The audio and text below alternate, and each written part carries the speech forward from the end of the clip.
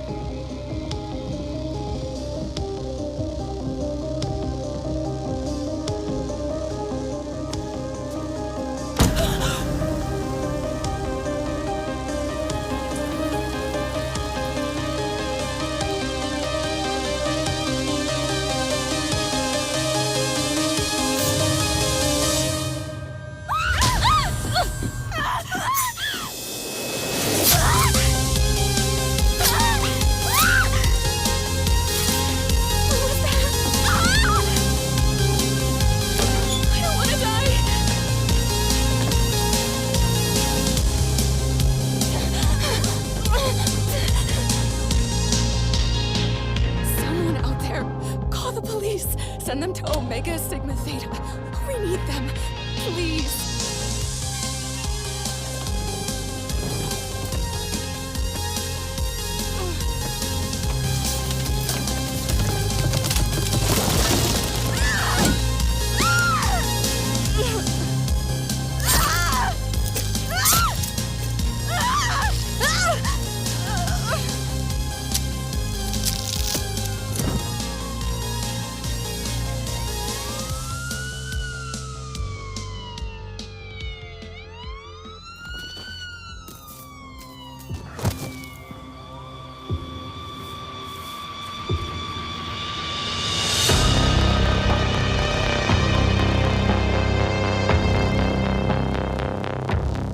หลังจากที่ทุกคนได้ดูไปแล้วนะครับมีความรู้สึกเป็นยังไงกันบ้างครับฝากทุกคนคอมเมนต์ด้วยนะและแค่นี้มันก็ยังไม่พอนะครับเพราะจริงๆแล้วเนี่ยเราดูไปมันก็แทบไม่ได้เลยเนาะก็ได้ดูแค่แบบว่าเป็นจอนนี่ไปสู้กับเหยื่อนะครับอีก6คนเนาะเพราะว่าจริงๆแล้วเนี่ยทีมงานเขาก็ยังได้เขียนไว้อีกนะครับเดี๋ยวผมก็จะมาอ่านให้กับทุกคนดูเนาะซึ่งจริงมันก็สั้นแหละหรืออาจจะไม่สั้นหรือเปล่าจริงๆก็ค่อนข้างยาวนะซึ่งเขาได้บอกไว้ประมาณว่าโหมดผู้เล่นหลายคนเนี่ยที่ได้รับแรงบันดาลใจมาจากจันโลนะครับที่มีชื่อโหมดว่า Last Week เนาะโดยโหมดนี้นะครับได้รับแรงบันดาลใจมาจากภาพยนตร์ Slasher นะครับยุคปลายปี70เนาะที่มีกลิ่นอายของจันโร่นะครับความรักในแนวภาพยนตร์สยองขวัญ นี้นะครับจะทำให้คุณเนี่ยมองเห็นได้ชัดเจนยิ่งขึ้นนะครับในการเป็นส่วนหนึ่งของภาพยนตร์สยองขวัญเนาะผ่านโหมดผู้เล่นหลายคนนะครับแบบ1 ต่อ 6เนาะและทีมงานเขายังบอกไว้อีกนะครับว่าเรื่องราวที่เกิดขึ้นหลังจากเหตุการณ์ The Texas Chainsaw Massacre เนี่ยโดยที่จอห์นนี่เนี่ยได้ออกไปสร้างความหายนะนะครับให้กับเหยื่อที่ยังไม่รู้ตัวเนาะหนึ่งในที่เกิดเหตุนะครับคือบ้านสมาคมหญิงนะครับโอเมก้าซิมาทีต้านะครับที่จอห์นนี่เนี่ยกำลังพยายามบุกเข้าไปเนาะเป้าหมายของสาวๆนะครับคือการเอาชีวิตรอดและหนีออกมาให้ได้เนาะในโหมดนี้นะครับจะสุ่มเลือกจอห์นนี่นะครับและตัวละครใหม่อีก6ตัวเนาะจากสมาคมหญิงนะครับในการเริ่มต้นในแต่ละรอบนะครับบ้านสมาคมหญิงเนี่ยมี2ชั้นเนาะและมีหลายที่นะครับให้วิ่งหนีและซ่อนเนาะรวมถึงห้องใต้ดินนะครับที่ล็อกอยู่นะครับซึ่งสามารถสำรวจได้นะครับการเคลื่อนที่ในเกมเนี่ยจะคล้ายกับเกมต้นฉบับอย่างมากเนาะโดยมีหน้าต่างหลายบานนะครับให้กระโดดหนีและก็บันไดปีนนะครับและยังมีพื้นที่ห้องใต้หลังคานะครับพร้อมทางหนีโดยเฉพาะเนาะแม้ว่าสาวๆของสมาคมนี้นะครับจะไม่มีความสามารถพิเศษอะไรเลยนะครับแต่ในบ้านเนี่ยจะมีไอเทมสำคัญนะครับกระจายอยู่เพื่อช่วยให้พวกเธอเนี่ยหนีรอดได้นะครับเช่นกุญแจรถนะครับที่สามารถใช้เปิดรถเพื่อติดต่อความช่วยเหลือจากตำรวจได้นะครับหรือผู้เล่นเนี่ยสามารถทำภารกิจค้นหาฟิลนะครับเพื่อใช้โทรศัพท์บ้านในการโทรหาตำรวจได้เช่นกันนะครับหากติดต่อตำรวจสำเร็จนะครับผู้เล่นเนี่ยต้องพยายามเอาชีวิตรอดนะครับในบ้านสมาคมนะครับในระยะเวลาที่จำกัดด้วยนะครับมีเสานิรภัยนะครับที่สามารถใช้หนีออกจากบ้านผ่านทางช่องบนหลังคาได้นะครับแต่ต้องระมัดระวังนะครับเพราะจะมีเพียงแค่2คนเท่านั้น นะครับที่จะหนีออกไปได้เนาะและจอห์นนี่นะครับยังสามารถทำลายบันไดนะครับเพื่อป้องกันการหลบหนีของพวกเธอได้อีกด้วยนะครับอันนี้ก็จะเป็นการเล่าเกี่ยวกับเกมเพลย์ของโหมดใหม่นะครับที่มีชื่อโหมดว่า Last Week เนาะแต่จริงๆก็ยังไม่หมดนะครับเขาก็ยังเขียนไว้อีกนะครับว่าสาวๆสมาคมนี้นะครับสามารถซื้อเวลาให้กับตัวเองได้นะครับด้วยการใช้สิ่งของต่างๆนะครับเช่นประแจมีดและสเปรย์พริกไทยนะครับรวมถึงกลไกใหม่นะครับที่ใช้ขวดน้ำหอมเนี่ยโยนใส่จอห์นนี่นะครับเพื่อเปิดเผยตำแหน่งของเขาเนาะและทีมงานก็ได้บอกเกมเพลย์ของจอห์นนี่ด้วยนะครับว่าเป้าหมายของจอห์นนี่เนี่ยคือการล่านะครับทุกครั้งที่เขากำจัดเหยื่อได้เนี่ยเขาจะแข็งแกร่งยิ่งขึ้นนะครับและทำให้เขานะครับอันตรายมากขึ้นด้วยเนาะเมื่อเวลาผ่านไปนะครับนอกจากนี้นะครับโหมด Last Week เนี่ยยังมีระบบความกลัวนะครับหากสาวๆมีระบบความกลัวสูงนะครับจะทำให้จอห์นนี่เนี่ยสามารถดมกลิ่นความกลัวนั้นนะครับและหาพวกเธอได้ง่ายขึ้นเนาะดังนั้นนะครับมันสำคัญมากนะครับที่พวกเธอเนี่ยต้องทำภารกิจต่างๆนะครับเพื่อลดระดับความกลัวนะครับไม่เช่นนั้นนะครับจอห์นนี่เนี่ยจะจับพวกเธอได้อย่างง่ายดายเนาะแต่มันก็ยังไม่จบนะครับเพราะว่าทีมงานก็ยังเขียนไว้อีกนะครับว่า Last Week เนี่ยเป็นฉากยุคใหม่ของเกม The Texas Chainsaw Massacre นะครับโดยได้รับการอนุมัติจากคิมแฮงโกนะครับซึ่งทางทีมงานเนี่ยสามารถสร้างและสำรวจโลกของเท็กซัสนะครับในขณะที่คงความเป็นเอกลักษณ์ของเกมไว้ได้อีกด้วยนะครับและมันก็ยังไม่จบนะครับเพราะว่าทางลอนนี่โฮปเนี่ย Creative Director นะครับของกันเนาะได้กล่าวไว้นะครับการสำรวจเนื้อเรื่องของเราเนี่ยในโหมด Last Week นะครับทำให้ผมเนี่ยสามารถหาคำตอบได้นะครับว่าทำไมจอห์นนี่เนี่ยถึงไม่ปรากฏในภาพยนตร์ The Texas Chainsaw Massacre เนาะในภาคแรกนะครับหรือว่าภาคอื่นๆอีกด้วยนะครับการสร้างกรอบเวลาใหม่ให้กับจอห์นนี่เนี่ยทำให้เรานะครับสามารถเล่นกับไอเดียนี้ได้นะครับโหมดเกมใหม่นี้นะครับเกิดขึ้นเมื่อ5 ปีต่อมานะครับและจะบอกใบ้ถึงสิ่งที่จอห์นนี่นะครับกำลังทำในชีวิตใหม่ของเขานะครับขณะที่หนีการตามล่าเนาะอันนี้ก็จะเป็นสิ่งของลอนนี่โฮปนะครับ Creative Director ของกันเนาะเขาได้บอกไว้เนาะและก็ยังมีคุณเวสเคนเกอร์นะครับ CEO นะครับของกันเนาะได้กล่าวเสริมไว้ว่านะครับเป้าหมายของ Last Week เนี่ยคือการสร้างวิธีการเล่นใหม่นะครับที่ไม่ซ้ำกับใครเนาะและยังเป็นการสำรวจสมาชิกใหม่ของครอบครัวของเราอีกด้วยนะครับและเขาก็ได้ถามตัวเองนะครับว่าถ้าจอห์นนี่เนี่ยอยู่ในเกมของเรานะครับทำไมเขาถึงไม่ปรากฏในภาพยนตร์ปี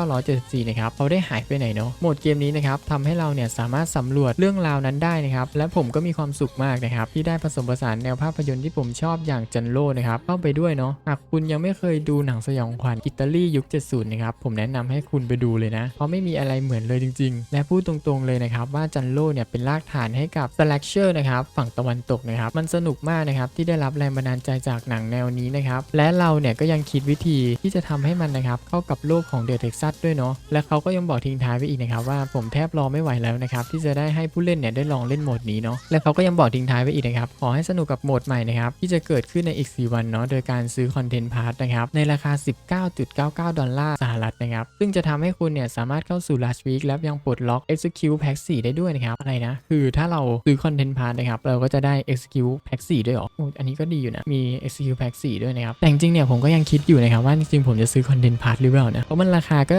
19.99 US ดอลลาร์เลยนะครับก็น่าจะประมาณ600-700 บาทเลยนะซึ่งทางเกมเนี่ยเขาก็ยังจะปล่อยให้เราเล่นฟรีได้ด้วยนะครับก็คือวันที่30เนาะอย่างที่ผมบอกนะครับก็ตรงกับวันที่1ของเวลาประเทศไทยนะครับ1 ตุลานะครับซึ่งจริงๆผมอาจจะรอหรือเปล่าผมอาจจะไม่ได้ซื้อเนาะเดี๋ยวต้องรอดูอีกทีครับว่ามันมีอะไรน่าสนใจหรือเปล่านะครับและมันก็ยังไม่หมดนะครับข่าวเกี่ยวกับเกม The Texas Chainsaw เนี่ยที่จะอัปเดตในอาทิตย์หน้านะครับมันก็จะมีสกินใหม่ของเซอร์ด้วยนะครับแล้วก็สกินใหม่ของคิลเลอร์ด้วยเนาะซึ่งสกินใหม่ของเซอร์เนี่ยก็จะเป็นคุณป้าเวอร์จิเนียเลยนะครับก็จะขึ้นให้ดูตามนี้เลยจริงๆก็ผมว่าสวยนะมันก็เหมาะคุณป้าแหละป้าแก่ๆแล้วนะครับก็ใส่ประมาณนี้แหละก็สวยดีแล้วก็นี่ก็จะเป็นสกินใหม่ของคิลเลอร์นะครับก็จะเป็นซิซี่เนาะสำหรับผมก็คือมันคล้ายเดิมเกินไปปะมันแทบไม่ต่างอะไรจากเดิมเลยนะแต่ก็อย่างว่านะครับราคา69 บาทเนาะก็ได้ประมาณนี้แหละก็ค่อนข้างสวยแล้วมั้งไม่แน่ใจเหมือนกันใครคิดเห็นยังไงก็ฝากคอมเมนต์ด้วยนะครับสำหรับข่าวเกี่ยวกับเกม The Texas Chainsaw นะครับก็จะมีเพียงเท่านี้นะครับที่จะอัปเดตในอาทิตย์หน้านะครับแล้วก็ในเดือนหน้าด้วยเนาะหากทุกคนนะครับไม่อยากพลาดการอัปเดตใหม่ของเกม The Texas Chainsaw Massacre นะครับก็ฝากทุกคนกดติดตามให้ผมด้วยนะครับแล้วก็อย่าลืมกดแชร์ให้ผมด้วยนะครับสำหรับวันนี้นะครับผมต้องลาทุกคนไปก่อนนะครับไว้เจอกันใหม่คลิปหน้านะครับสำหรับวันนี้สวัสดีครับ